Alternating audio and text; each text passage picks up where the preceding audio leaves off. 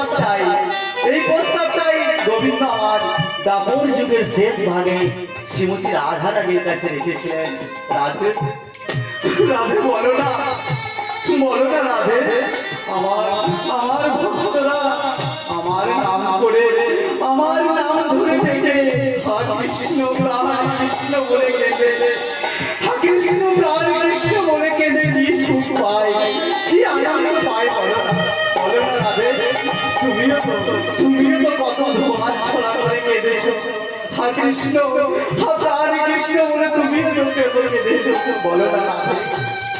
রাধা রানী আমার বললেন, হে প্রভু, হে গোবিন্দ, তুমি কি করে বুঝবে তোমার ভক্তরা তোমার নাম ধরে কেঁদে, তোমার নাম ধরে হা কৃষ্ণ প্রাণ কৃষ্ণ বলে দুটি বাহু তুলে কেঁদে কি সুখ পায় তারা, কি আনন্দ তারা পায়, তুমি কি করে বুঝবে? হ্যাঁ বুঝবে যেদিন যেদিন তুমি যেদিন তুমি ভগবান জ্ঞান শূন্য হয়ে ওই ভক্তের স্বভাব নিয়ে রাধার ভাব হৃদয়ে ধরে, রাধা রানীর ভাব কান্তি হৃদয়ে ধরে, ভক্তের স্বভাব নিয়ে ভক্তের চরণ দুখানে হৃদয়ে ধরে, ভক্তের চরণ ধুলি অঙ্গে মেখে যেদিন যেদিন তুমি ভক্ত হয়ে হা কৃষ্ণ প্রাণ কৃষ্ণ বলে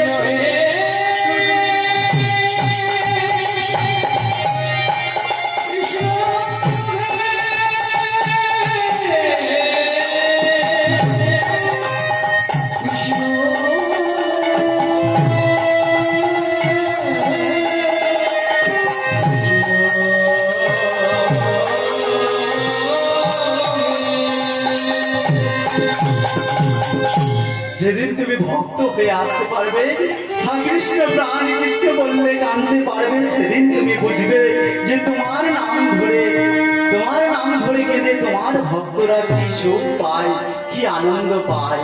তখন তখন কৃষ্ণ, তখন গোবিন্দ আমার বললেন, আমি আমি আর ভগবান হয়ে যাব না, আমি আগত কলিযুগে ভক্তের স্বভাব নিয়ে রাধা রানীর ভাব কান্তি হৃদয়ে ধরে আমি ওই শশীগর্ভ সিন্ধু মাঝে নদিয়ায় গিয়ে আমি উদিত হব। জগন্নাথ মিশ্রের ঘরকে আলোকিত করে শশীগর্ভকে ধন্য করে আমি নদিয়ায় যাব। আর ওই নদিয়ায় গিয়ে আমি কি করব জানো রাধে? আমি ওই নদিয়ায় গিয়ে কি করব জানো? ওই ভক্তের চরণ তলে লুটায়ে পড়ে আমি কি করব জানো? ওই ভক্তের চরণ তলে লুটায়ে পড়ে আমি কি করব জানো রাধে? আমি কেঁদে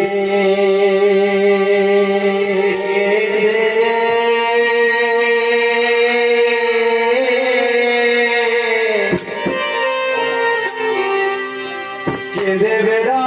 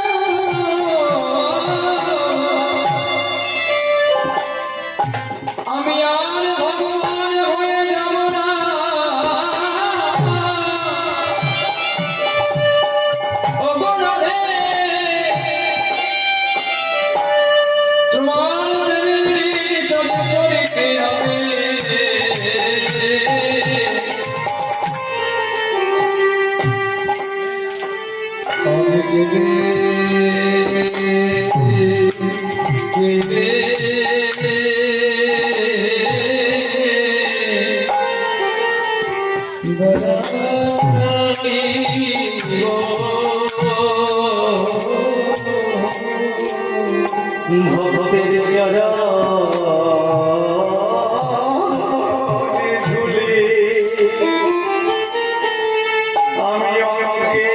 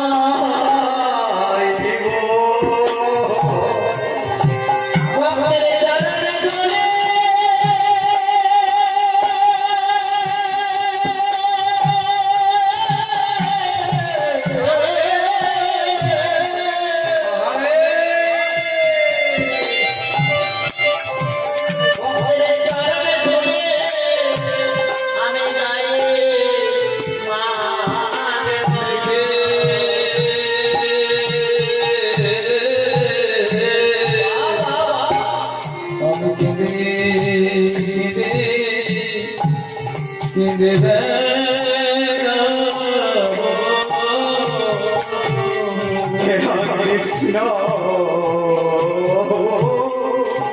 বলিব প্রাণে কৃষ্ণ বলিব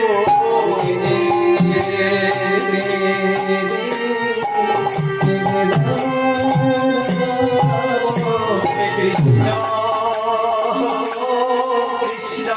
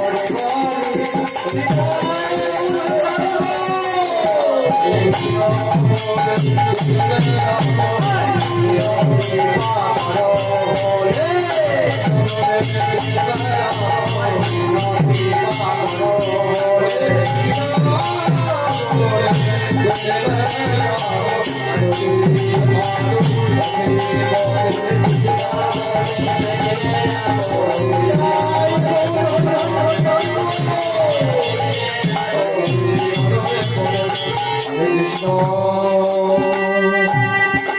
বলে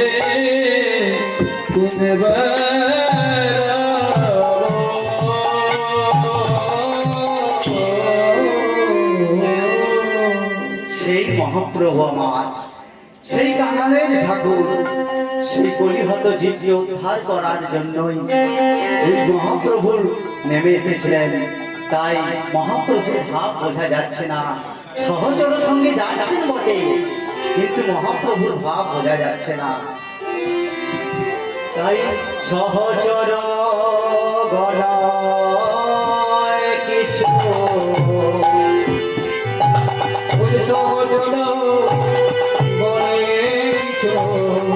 আজ বুঝিতে না পারে পারে গো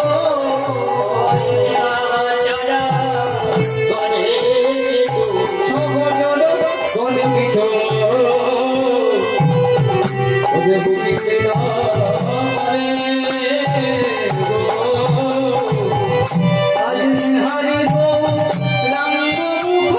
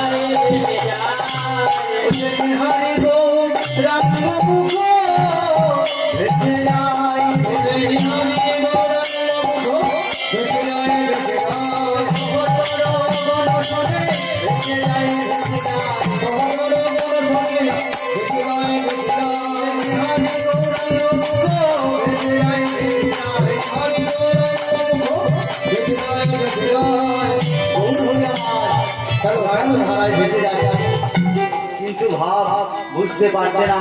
তাই পদকর্তা এক পাশে দাঁড়িয়ে বলছেন, ওই যে গোড়া আমার দিন পঞ্চানন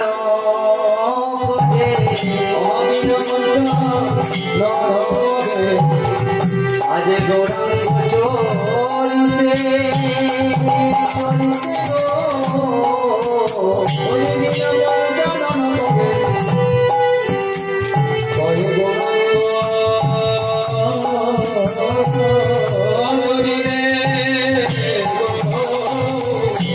আজ পুরো ভাবে গোলা আজ পড়েছে মনেতে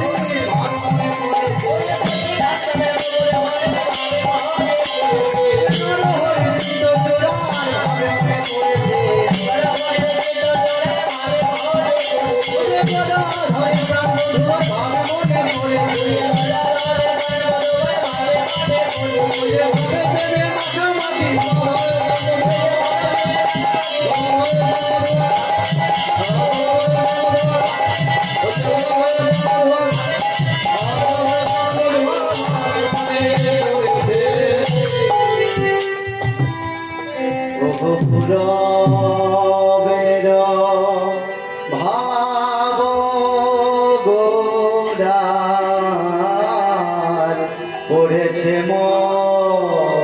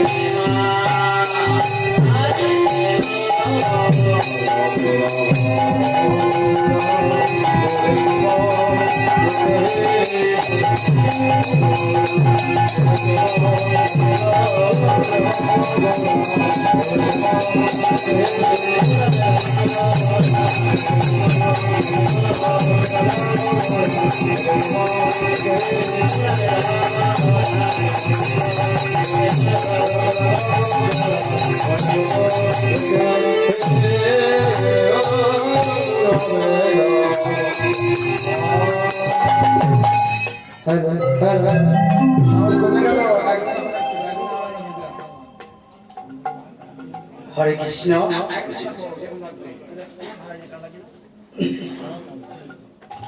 হে আমার ভক্তিমতী ও ভক্তমণ্ডলী ও ভক্তিমতী মায়েরা,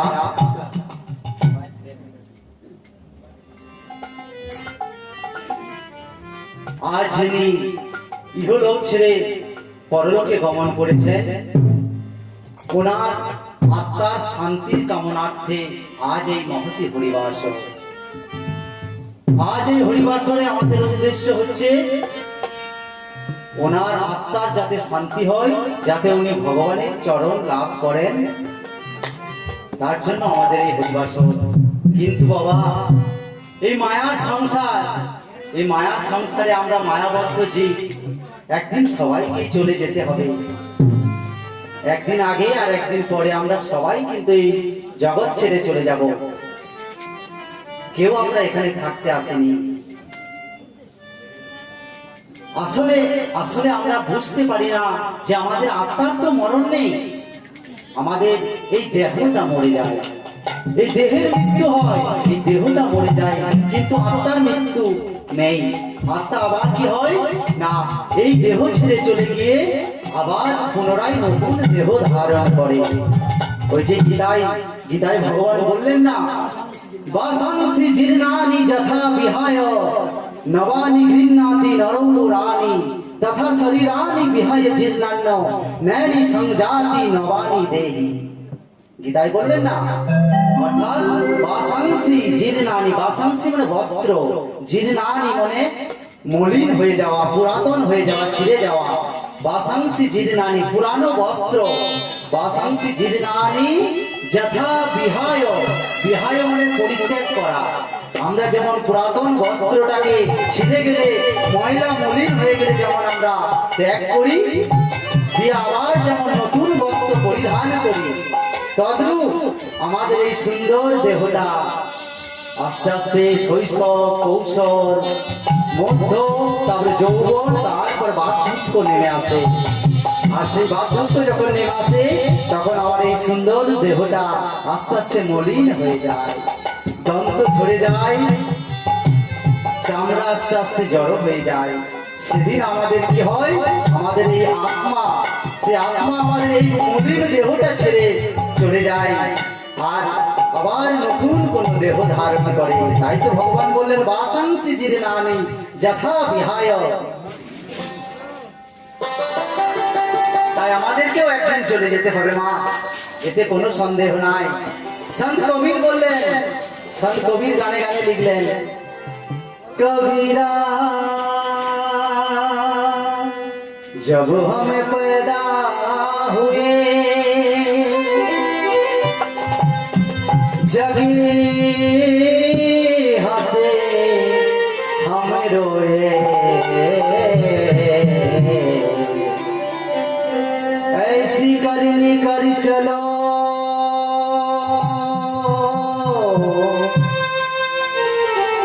जब हम हंसे जगी रोए।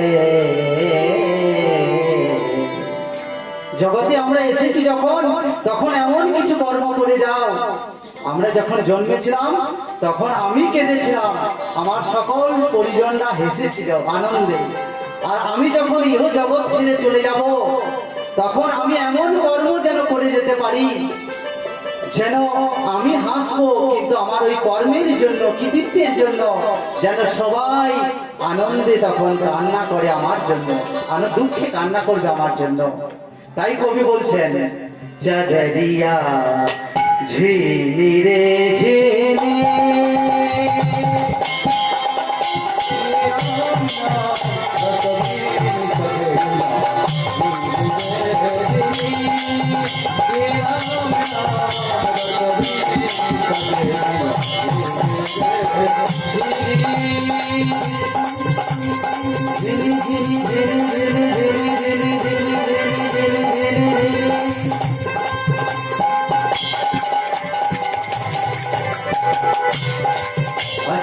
कमल गाछ चरखा बनाया, 5 तत्व की पूनी चदरिया, 5 तत्व की पूनी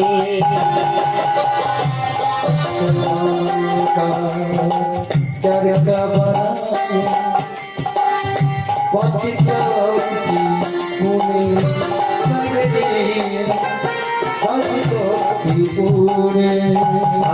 कमल का चरखा बनाया, 5 तत्व की पूनी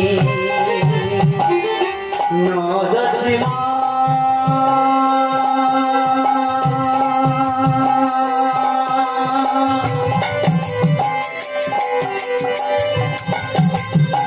नौ